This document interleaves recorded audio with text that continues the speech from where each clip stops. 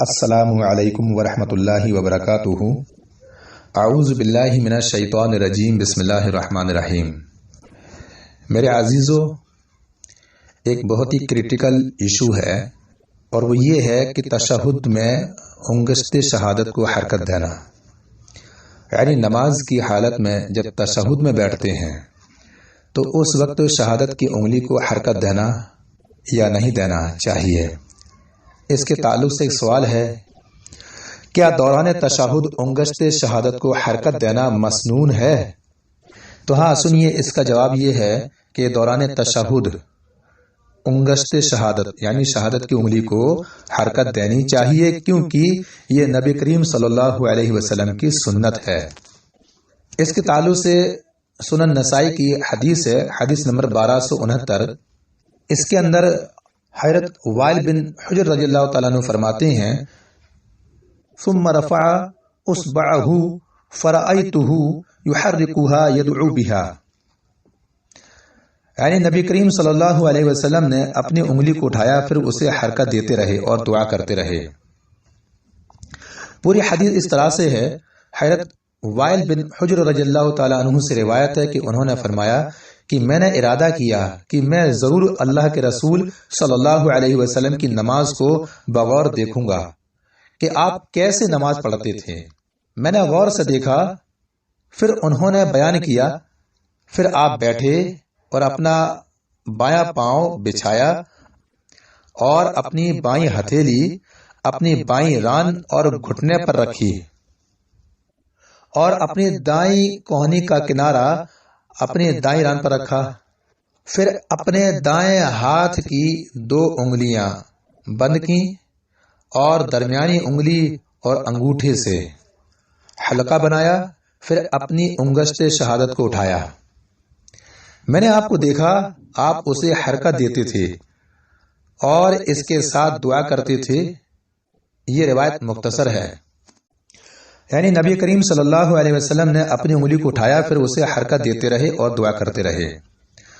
مولوی سلام اللہ حنفی شرح موطا میں لکھتے ہیں، وَفِيهِ تَحْرِيكُهَا دَائِمًا إِذَا الدُّعَاءُ بَعْدَ التَّشَهُّدِ۔ اس حدیث میں ہے کہ انگلی کو تشہد میں ہمیشہ حرکت دیتے رہنا ہے، کیونکہ دعا تشہد کے بعد ہوتی ہے۔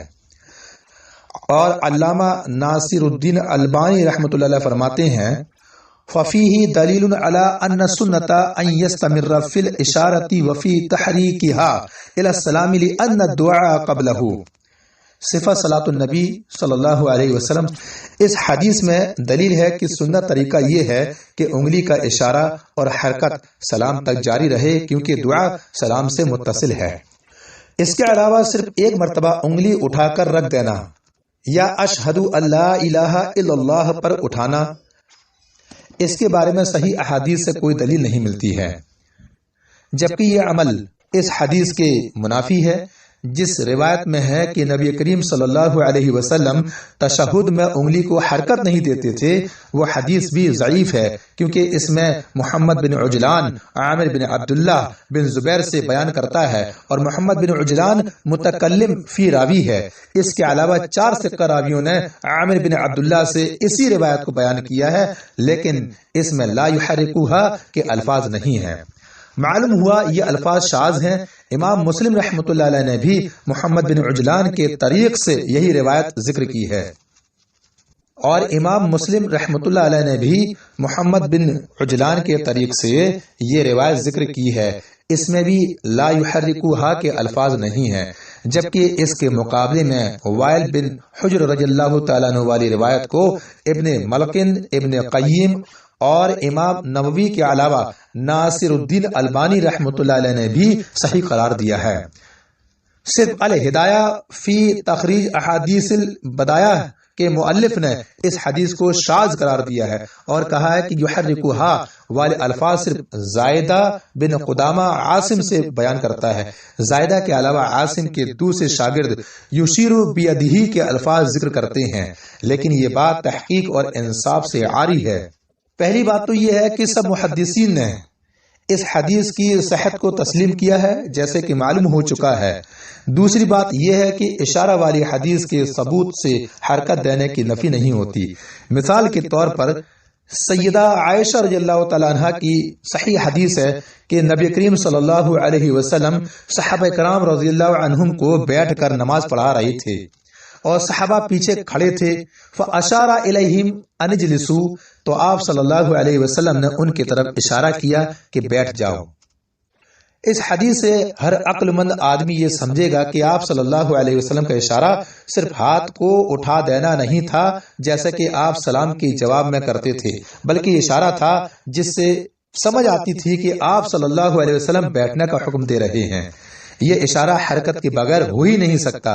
اس مثال سے یہ بات واضح ہو گئی کہ اشارہ والی حدیث کو تحریک والی احادیث کے مخالف قرار دینا درست نہیں ہے۔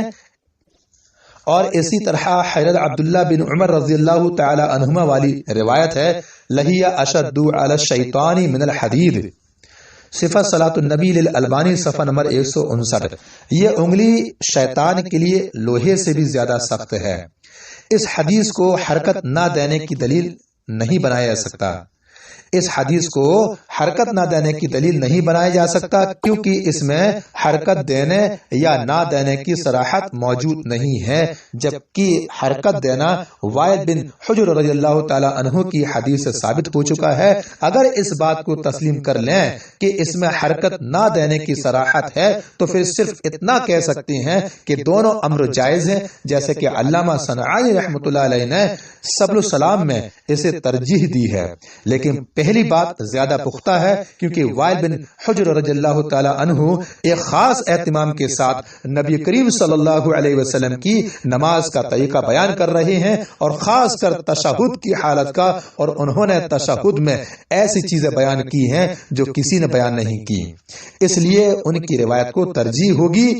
چنانچہ ہم کو چاہیے کہ ہم اللہ کے نبی صلی اللہ علیہ وسلم کی سنت کو برقرار رکھیں، زندہ رکھیں، اور تشہد کی حالت میں اپنے انگلی کو حرکت دیتے رہیں، جس طرح سے حضرت وائل بن حجر رضی اللہ تعالی عنہ کا فرمان ہے کہ نبی کریم صلی اللہ علیہ وسلم نے اپنی انگلی کو اٹھایا، پھر اسے حرکت دیتے رہے اور دعا کرتے رہے۔ اور اسی طرح سے ایک دوسرا سوال بھی ہے تشہد کی تعلق سے ہے کہ تشہد میں شہادت کی انگلی کا قبلہ رخ ہونا۔ سوال ہے کیا حالت نماز میں شہادت کی انگلی قبلہ رخ ہونی چاہیے اور نظر کا اس پر مذکور ہونا کسی صحیح حدیث سے ثابت ہے؟ تو اس کی جواب میں حدیث ہے ابن خزیمہ کتاب الصلاۃ باب الاشارہ بالسبابہ، حدیث نمبر 719 ہے، اور ابو عوانہ کتاب الصلاۃ باب بیان الاشارہ میں ہے، حدیث نمبر 2017۔ سیدنا عبداللہ ابن عمر رضی اللہ تعالیٰ عنہما بیان کرتے ہیں کہ نبی کریم صلی اللہ علیہ وسلم جب نماز میں بیٹھ جاتے تو اپنی انگلی سے قبلہ رخ اشارہ کرتے اور اپنی نگاہ اسی پر رکھتے۔ اور اسی طرح سے دوسری حدیث بھی ہے، ابو عوانہ کتاب الصلاۃ باب الاشارہ بالسبابہ، حدیث نمبر 2018۔ فرمایا یقیناً نبی کریم صلی اللہ علیہ وسلم جب تشہد بیٹھ جاتے تو اپنا بایاں ہاتھ بائیں ران پر اور دایاں ہاتھ دائیں ران پر رکھتے اور شہادت والی انگلی سے اشارہ کرتے۔ آپ صلی اللہ علیہ وسلم کی نگاہ آپ کے اشارے سے تجاوز نہیں کرتی تھی۔ ان احادیث سے معلوم ہوا کہ تشہد کی صورت میں شہادت کی انگلی اٹھا کر قبلہ رخ اشارہ کرنا اور نظر اس پر رکھنا مسنون ہے۔ امید کرتا ہوں آپ نے اس مسئلے کو پوری طرح سے سمجھ لیا ہوگا۔ اللہ رب العالمین سے دعا ہے کہ ہم سبھی کو علم نافع اور عمل صالح کی توفیق عطا فرما، اور ہم سبھی کو قرآن اور سنت کے مطابق عمل کرنے کی توفیق عطا فرما، آمین۔ سبحانک اللہم و بحمدک اشہد ان لا الہ الا انت استغفرک و اتوب الیک، والسلام علیکم و رحمۃ اللہ وبرکاتہ۔